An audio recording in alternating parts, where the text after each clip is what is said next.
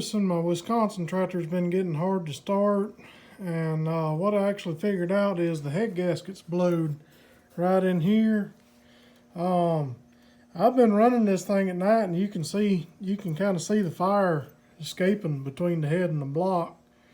Well, I first got this tractor, I could roll it over about a quarter turn and it'd fire right up. But what we're going to do is pull the head off and have it shaved, put a new head gasket, and probably a valve job. I was going to do a compression test before and after to kind of give you all an idea of how much a difference it made.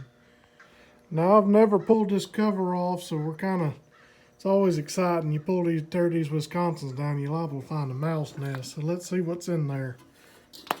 It might be nothing, who knows. Oh, it's clean. This thing sat for a long time, so it's good, but I'm a little shocked.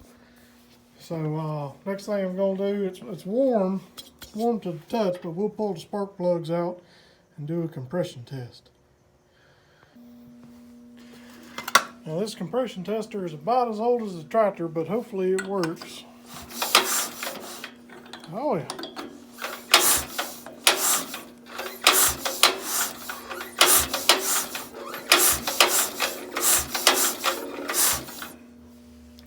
Alright, so on number one, about the best we could get was 45 psi of compression.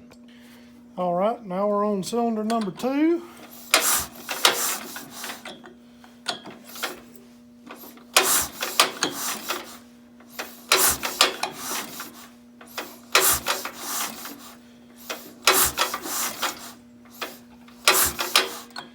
Alright, so the highest I saw there was 55 psi. I'm not 100% sure what the specs should be on this, but that's low on both cylinders. Best I can tell, it's probably blown right here on the outside of cylinder number 1. We'll go ahead and pull the head off and see what we find.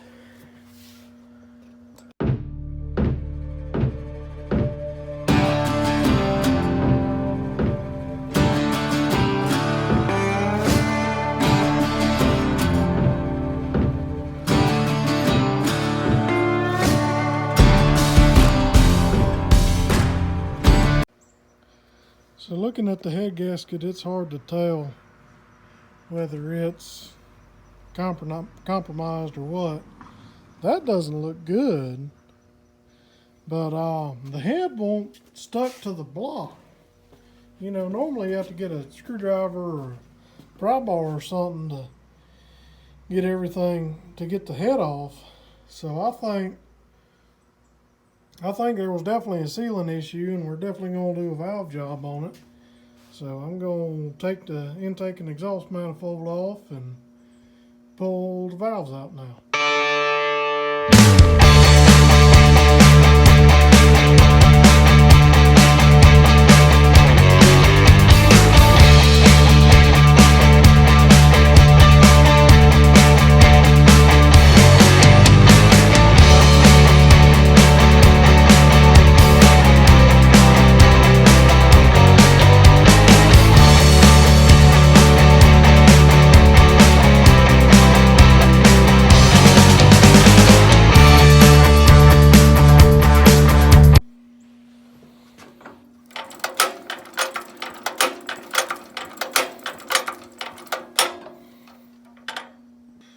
Alright, so I was having a hard time getting the valves out, and what I actually figured out was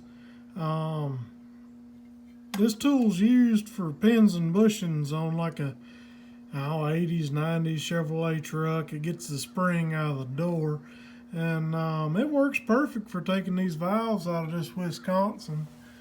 You kind of see how much I put in there, and what I did, I worked a paper towel up around the lifter, because back behind the lifter is the oil drain back, so I wrapped this around the lifter, and that kept the keepers from falling down in the engine, and I was able to get the valve out. And the valve don't look terrible.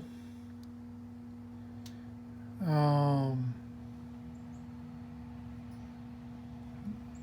valve don't look terrible, but we're going to clean it up and take it to the machine shop have them grind the valves, and then we'll lap them in and get them adjusted properly. A lot of folks don't realize proper valve adjustment can kill compression. So we're going to make sure everything's 110% before we put it back. I mean, we ain't doing a full rebuild on this engine, but we want it right. But yeah, I'll make a video pulling this last spring out, and then that'll probably be it for today.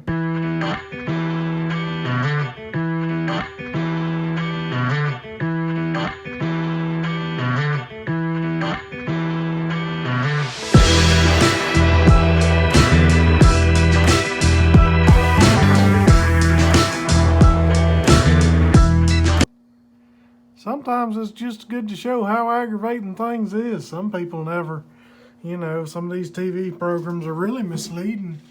Oh yeah, we can build a whole car in 7 days. Well, you fight taking the exhaust valve out for, 15 minutes. It really eats up a lot of your time. I'm going to save y'all the pain of looking at this, and I'm going to get this took out and cleaned up and ready to go back together next week. So we'll catch y'all next time.